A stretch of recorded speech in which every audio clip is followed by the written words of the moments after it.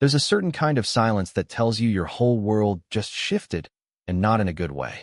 Mine came on a rainy Thursday night, standing in the kitchen, staring at the unread text on Mallory's phone. She left it unlocked. Careless. Almost like she forgot I existed. The message preview glowed up at me. I miss the way you taste. Same time tomorrow. No name. Just a number. No explanation. Just proof. My stomach twisted so fast I thought I might throw up right there on the damn linoleum. She was upstairs taking a shower. Singing, even. God, singing. I locked the screen, dropped her phone back where I found it, and leaned on the counter until the world stopped spinning. For months, something had felt off. The late nights. The sudden work trips. The way she'd pick fights over nothing just to storm off and not come home until midnight. I tried to tell myself it was stress. Deadlines. Burnout. But no. It was Dick. It was some other man's dick. I didn't say anything that night. Or the next night. Or the one after that. I watched her instead. Watched how she came home flushed and laughing after late meetings. Watched how she jumped when her phone buzzed. Watched how she barely touched me anymore, like my skin repelled her. The worst part? She still kissed me goodnight. Still wore the wedding band. Still said, "Love you," out of habit like it meant nothing. I started to feel like a ghost in my own house. Present, but already buried. The full truth came from a place I never expected. Lauren. Mallory's closest friend. The woman who used to call me her favorite husband, because I'd always bring the beer to parties and actually listened when they vented. Lauren showed up on my doorstep one night, eyes rimmed red, clutching a bottle of wine like a lifeline. "Can we talk?" she said, voice tight. I let her in, wordless. We sat at the kitchen table, the clock ticking loud in the background, the smell of wet pavement leaking in through the open windows. She poured herself a glass, didn't offer me one. Then she looked me dead in the face and said, "I can't lie for her anymore." Turns out, it wasn't just some random guy. It was her boss. Married. Older. Rich. Cliché as hell. Lauren found out by accident. Mallory had left her work laptop open one night during a girls' night. Lauren saw the emails. The meeting invites with hotel addresses. The late night, "I can't stop thinking about your mouth" messages. At first, she tried to stay out of it. Tried to pretend she didn't know. But lately, Mallory had gotten reckless. Joking about it when she was drunk. Telling Lauren she deserved to feel alive again. Laughing about how easy it was to fool me. "She thinks you're too simple to ever figure it out," Lauren said, voice cracking a little. I sat there, staring at the scratched wood of the table, feeling something inside me shrivel and die. Simple. That's what she thought I was. Simple. Lauren wiped at her eyes with the sleeve of her hoodie. "I'm sorry, Eric. You deserve better." I didn't answer. I couldn't. The rage hadn't hit yet. Only the numbness. She reached across the table, her hand brushing mine, lingering a second too long. "You don't have to go through this alone," she said softly. And for the first time in weeks, I realized I wasn't alone. Not entirely. There was at least one person still willing to tell me the truth, even if it tore the whole house down. That night, Mallory came home late. Hair messy, lipstick worn off, smelling like cheap hotel soap. I was sitting in the living room, waiting. Calm. Cold. She looked surprised. Guilty. But she covered it fast, flashing that fake tired smile. "Long day," she said, kicking off her heels. I nodded. "Yeah, long day." Her phone buzzed. She flinched, snatched it up fast enough to almost drop it. I didn't ask who it was. I didn't need to. Because soon enough, Mallory would have bigger problems than hiding a few dirty texts. She was about to find out what it felt like when someone really stops being simple. And when the dust cleared, there wouldn't be a single friend or family member left standing next to her. Not after I was done. I didn't sleep that night. Mallory was passed out beside me, still damp from her shower, curled up like nothing was wrong. I lay there staring at the ceiling, arms crossed, heart hammering. Every time her phone lit up on the nightstand, I wanted to reach over and smash it. But I didn't. I needed more than one text. I needed the full truth. And I was going to get it. Carefully. Quietly. Because if I confronted her too soon, she'd lie. If I exploded, she'd play the victim.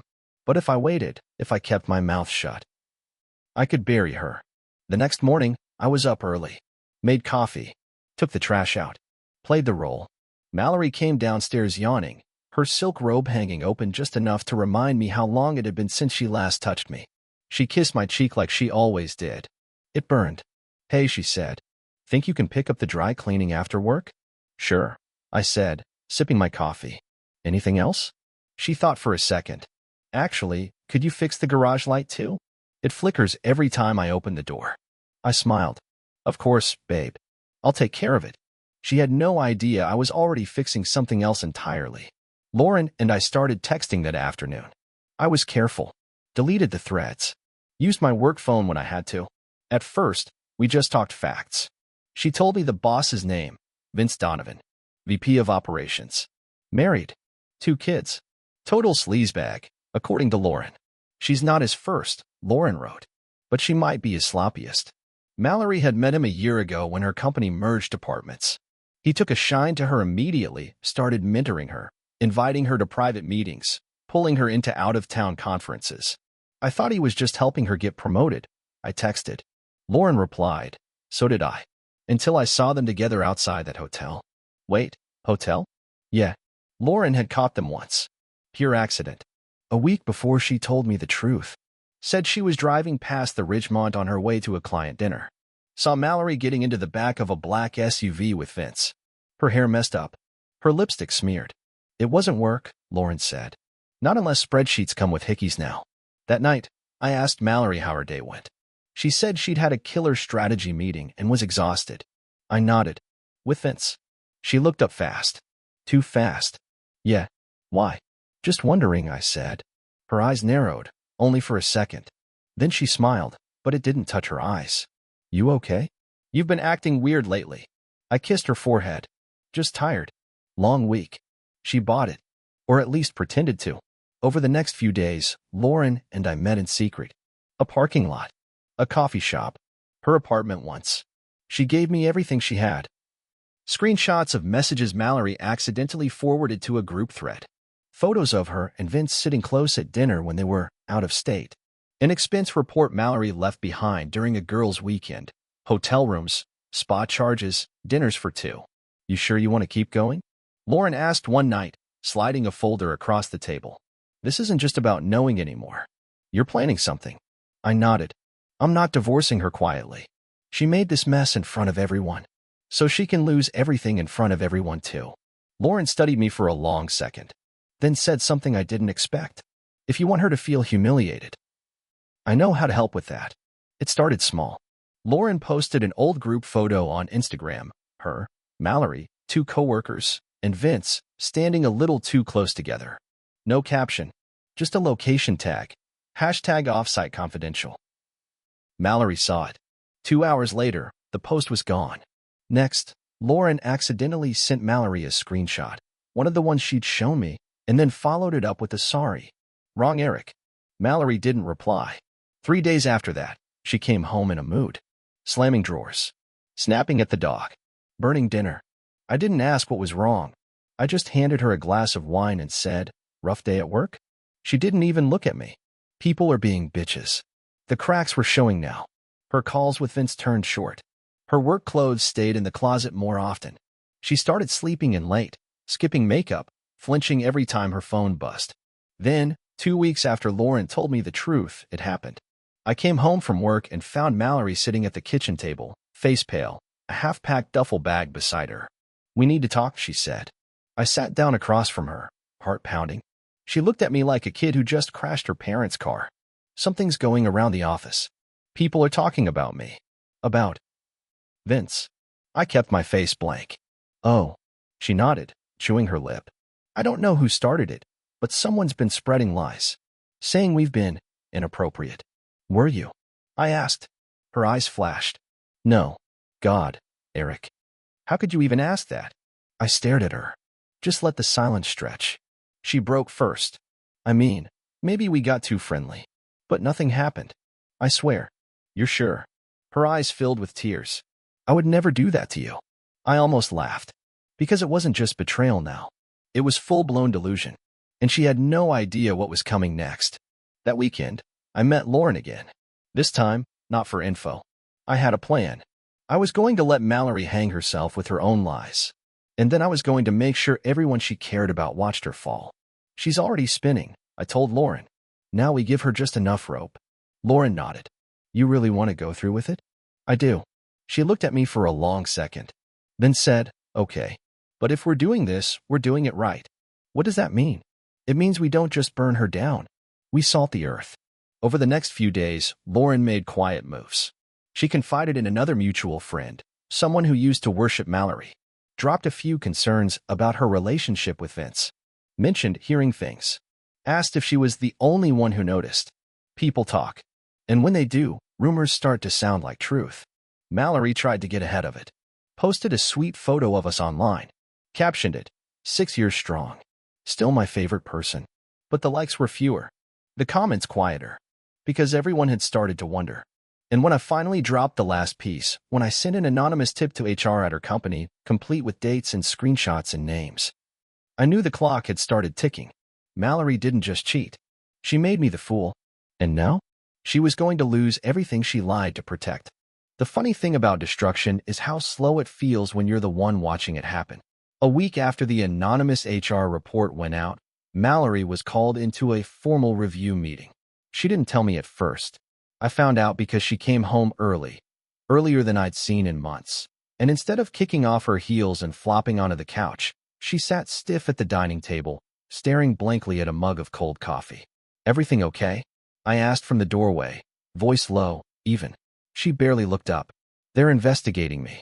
I walked in, pulled out a chair across from her. "Investigating you for what?" Her fingers twitched against the ceramic mug. "Someone reported inappropriate conduct. With Vince." I leaned back, keeping my face calm. "And was there inappropriate conduct?" She swallowed. Hard. "Of course not," she said, voice too quick, too brittle. "You know how office politics are. People get jealous. Make stuff up." I stared at her. I mean really stared. The same way you look at something broken on the side of the road and realize, there's no fixing that. Why would anyone be jealous? I asked. "You're married." To me. She winced like I'd slapped her.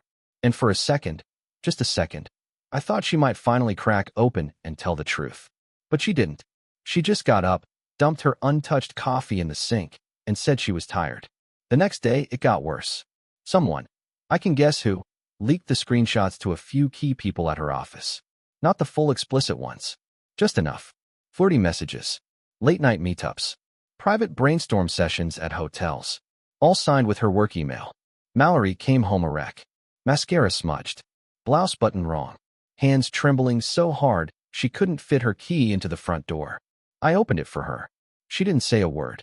Just brushed past me, collapsed onto the couch, and curled into herself like a kid hiding from a storm. "You want to tell me the truth now?" I asked softly. Her body shook with silent sobs. "Was it just once?" I asked. "Or has it been happening for months?" Still no answer. I sat down on the coffee table in front of her, leaned in close enough to smell the cheap perfume clinging to her. "You dragged me through this marriage like I was dead weight," I said. "Told yourself you deserved more. Deserved better. So tell me, Mallory, did he ever even promise you anything?" She finally looked up, eyes swollen, raw, and shook her head. "No," she whispered. I nodded. "Figured. Did you even think about what you were throwing away?" Another broken, whispered no. It was pathetic, seeing her like that. The proud woman who used to bark orders at everyone, who laughed too loud at parties, who wore confidence like armor, reduced to a crumbling mess. I should have felt satisfaction. I didn't. I just felt tired. So goddamn tired. The fallout spread faster than I expected. By the end of the week, Vince was taking a leave of absence.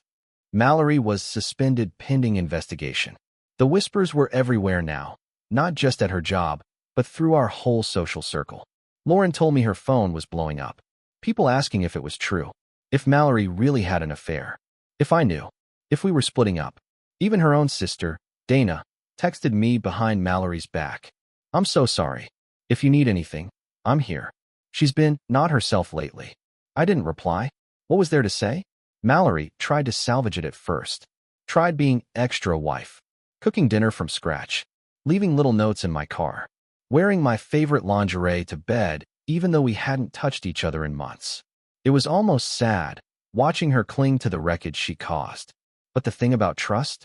Once it's gone, it's not something you tape back together. It's ashes. And Mallory had burned it with both hands. One night, about 2 weeks after the investigation started, I came home to find her packing a suitcase. Not sneaky. Not angry. just hollow. She looked up when I came in, her eyes red-rimmed, defeated. I'm going to stay with Dana for a while, she said quietly. Give you space. I nodded, setting my keys down on the table. Probably a good idea. She blinked at me, like maybe she expected a fight. An argument. A last-ditch save.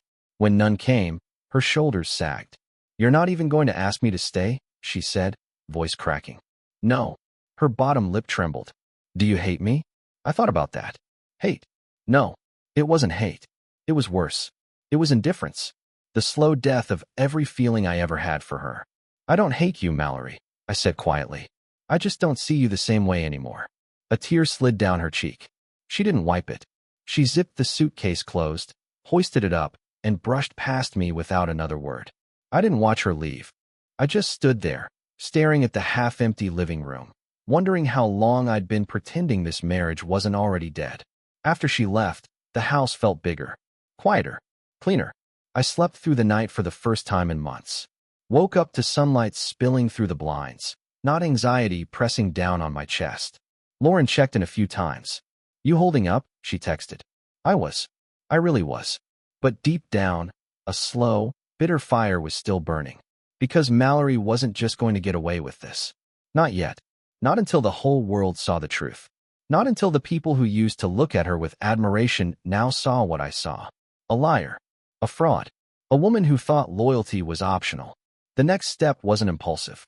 It was careful, calculated. I started gathering everything Lauren had given me. The screenshots, the expense reports, the coincidental conference bookings. I compiled it all into one neat, ugly little package. And when the next family barbecue came up, the one Mallory's parents hosted every year, packed with cousins, friends, old neighbors, I knew exactly how I was going to deliver it. Publicly, loudly, and with no way for her to deny it. Because the thing about burning bridges, sometimes you have to make sure everyone sees the flames. The invitation came through a group text. Annual barbecue at Mom and Dad's. Bring your best side dish and your best stories. We'll supply the beer. Mallory's name was still on the chain. She didn't reply. Neither did I. I waited. A day later, her sister Dana texted me privately. Hey, everyone's still expecting you. Mallory might come late, but you should come either way. Please. I smiled grimly at the screen. Of course, they still wanted me there. I was the good guy. The reliable one. They didn't know yet. But they would. And by the time the sun set on that backyard, they'd all finally see who Mallory really was. I spent the day before the barbecue getting everything ready. Printed copies of key screenshots. Organized timestamps, emails, texts. Made sure there was no room for debate. No wiggle room. No, it's not what it looks like. Lies. I didn't want to humiliate her with a screaming match. I wanted cold, silent proof. Undeniable. I wanted to destroy the story she told about us. The lie that she was a victim. That I was some boring, simple husband she outgrew. The afternoon of the barbecue was perfect. Blue skies. Smell of charcoal in the air. Kids running around with water balloons. I pulled up to the house wearing jeans, a plain black t-shirt, and sunglasses. Carrying nothing but a six-pack of beer and a manila envelope tucked neatly under my arm. People greeted me warmly. Hugs, handshakes. Eric, good to see you, man. Where's Mallory? Working again. I just smiled. She'll be along, I said. Technically true. I mingled. I laughed at dumb jokes. I tossed a football with Mallory's nephew, all while waiting for her to show. She arrived about an hour later. I spotted her getting out of her car from across the yard. She looked good, too good. Tight jeans. Flowy blouse. Hair curled like she spent an hour trying to look casual. If anyone else noticed the fake smile plastered on her face, they didn't say anything. She hugged her mom. Laughed with Dana. Waved at old friends. Acted like she hadn't been caught setting her whole life on fire. When she finally noticed me, her smile faltered. Just a flicker. Then she smoothed it over and started walking toward me. Hey, she said lightly, like everything was fine. Hey, I said. You doing okay? She asked. I smiled behind my sunglasses. Better than you're about to be. Her face froze. What's that supposed to be? I turned away before she could finish. Headed for the big picnic table where everyone was gathering for food. Mallory followed a few steps behind, confused. I stood at the head of the table and tapped my beer bottle against it a few times. The chatter died down. Heads turned. Hey, everyone, I said casually. Before we eat, I just wanted to share something special. Mallory's face drained of color. She took a half step forward. Eric, don't. I cut her off with a look. Sharp. Final. I've got a little story to tell, I said, raising the manila envelope. About trust. About marriage. About what people are really doing when they say they're working late. Someone chuckled awkwardly. Most just watched, puzzled. I opened the envelope and pulled out the first sheet. Held it up. Here's a fun text from Mallory to her boss, Vince Donovan, I said, reading aloud. I can't stop thinking about last night. You taste better than the wine. A collective gasp rippled across the table. Mallory surged forward, grabbing for the paper. I stepped back. Nah, you'll get your turn, I said, flipping to the next sheet. Same hotel Friday? Tell your wife you're stuck in meetings. I'll bring the red lace. Dana covered her mouth. Her mom shook her head in disbelief. Her dad stood slowly, face red with fury. I kept going. Pulled out the expense report. Held it high. Here's the charge for the hotel. Here's the matching text about what they did in the elevator on the way up. I can print more if anyone wants copies. Mallory's voice cracked. Stop it. Please, Eric, please. I turned to her. Why? You didn't stop when you were laughing about me behind my back. You didn't stop when you crawled into another man's bed. So why the hell should I stop now? Silence. Nobody moved. Nobody came to her defense. Not her parents. Not her sister. Not her friends. Nobody. Mallory crumbled right there. Dropped to her knees on the grass. Sobbing. I stared down at her, the woman who once called me boring, invisible, disposable. Now she was the one no one could even look at. I took a long drink from my beer. Bon appetit, I said. Then I turned and walked away. Left the papers scattered on the table. Left the shocked faces. Left the wreckage she built with her own hands. Didn't look back. Not once. That night, my phone blew up. Texts. Calls. Voicemails. From Dana. From her parents. Even from Lauren, who had heard the whole thing through the grapevine. They all said the same thing. I had no idea. You didn't deserve that. If you need anything, we're here. It should have felt good. Maybe it did, in some twisted way. But mostly, I just felt clean. Like stepping out of a burning house and finally breathing air that didn't taste like smoke. Mallory tried to call, too. 6 times. Left a voicemail after voicemail. Crying. Begging. Saying she made a mistake. Saying she'd do anything to fix it. But there are some mistakes you don't walk back from. Some burns that don't heal. She wanted forgiveness. She wanted mercy. She wanted me to pretend none of it happened. But mercy isn't something you owe the person who set your world on fire and laughed while it burned. And forgiveness? That's earned, not begged. The next morning, I met with a lawyer. I handed over every piece of evidence. Emails, texts, photos, expense reports. He flipped through them, eyebrows climbing higher with every page. This will be the easiest divorce case I've had all year, he said. I smiled for real then. Not because I was happy, but because it was finally over. The lies, the pretending, the hope, dead and buried, just like us. I didn't plan to start sleeping with Lauren. It just happened. 2 weeks after the barbecue, after the divorce papers were signed, after Mallory moved out with her cheap luggage and broken promises, I found myself standing outside Lauren's apartment, a 6-pack in one hand and nothing good on my mind. She opened the door barefoot, wearing old sweats and a tank top, hair tied in a messy knot. No makeup. No pretending. Rough day, she asked, stepping aside to let me in. Something like that. We didn't even bother with the couch. She kissed me in the kitchen, hard and angry, beer still cold against my back when she pinned me there. It wasn't about love. Wasn't about comfort. It was about burning off the last pieces of what they'd left clinging to us. I woke up in her bed the next morning, stiff and sore, the window cracked open to let in the early light. Lauren was already awake, lying on her stomach, scrolling her phone. She glanced over, half a smile on her face. Well, that solves the mystery of whether you are good at something. I chuckled dryly, rolling onto my back.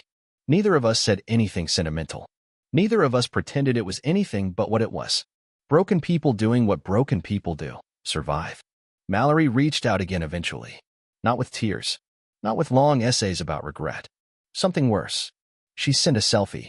Her, sitting in her empty cousin's kitchen, face bare, eyes tired. Underneath, one line. I get it now. That was it. No begging. No drama. Just a quiet surrender. I stared at the picture for a minute. Couldn't even tell if she meant she got it about the divorce, about herself, about how far she'd fallen. Didn't care enough to figure it out. I slid my phone into the drawer under the microwave. Left it there the rest of the night. Let her message rot with the leftover takeout and unpaid bills. Lauren and I kept seeing each other after that. Not every night. Not out loud. No big declarations. No social media posts. No stupid, "what are we?" conversations. Just late-night knocks on each other's doors. Quiet mornings sharing coffee. A kind of companionship that didn't ask questions we weren't ready to answer. Sometimes we talked. Sometimes we didn't. Some nights, she cried and didn't explain why. Some nights, I woke up sweating from dreams I didn't want to admit I still had. But it was real. And messy. And ours. Meanwhile, Mallory faded. Word got around she was struggling to find steady work. That even the cousin she was living with started keeping her distance. That Vince Donovan had gone crawling back to his wife, pretending the whole thing never happened. Mallory became that person everyone talked about in hushed tones. At parties. At family gatherings. Such a shame. She used to have everything. Don't know what she was thinking. I heard it all. Smiled into my drink every time. Not out of revenge. Not out of joy. But because she had finally become what she deserved to be. A lesson. Not a memory. Months passed. I got a new place. Fixed up an old motorcycle. Started sleeping better, eating better, breathing like someone who didn't have to live in a house built on lies anymore. One night, Lauren and I were sitting on my balcony, 2 beers, 1 blanket between us, when she turned to me and asked, "You ever miss her?" I thought about it. Mallory's laugh. Mallory's smile. Mallory's hand in someone else's bed while she still wore my ring. "No," I said finally. "But sometimes I miss who I thought she was." Lauren nodded, not pressing. Because she knew. Better than anyone. You don't just lose a wife when they cheat. You lose the version of yourself that believed in them. Mallory sent one last message. Months after the ink dried on the divorce papers. No selfies this time. No sad confessions. Just 3 words. "You were right. I didn't even open it properly. Just read the preview." Then, without thinking much, I handed my phone to Lauren. "You want to see it?" She glanced at the screen, smirked, and tossed the phone onto the couch. "Rather finish my beer," she said. And that was that. Mallory's words floated somewhere in the dead space between us, meaningless. Already forgotten. Already buried. Some endings don't need fireworks. They don't need screaming matches or revenge plots or poetic justice. Some endings are just quiet doors closing. A phone set face down. A man and a woman sharing a beer without talking about the wreckage behind them. The world didn't stop when Mallory fell apart. It didn't even slow down. And neither did I.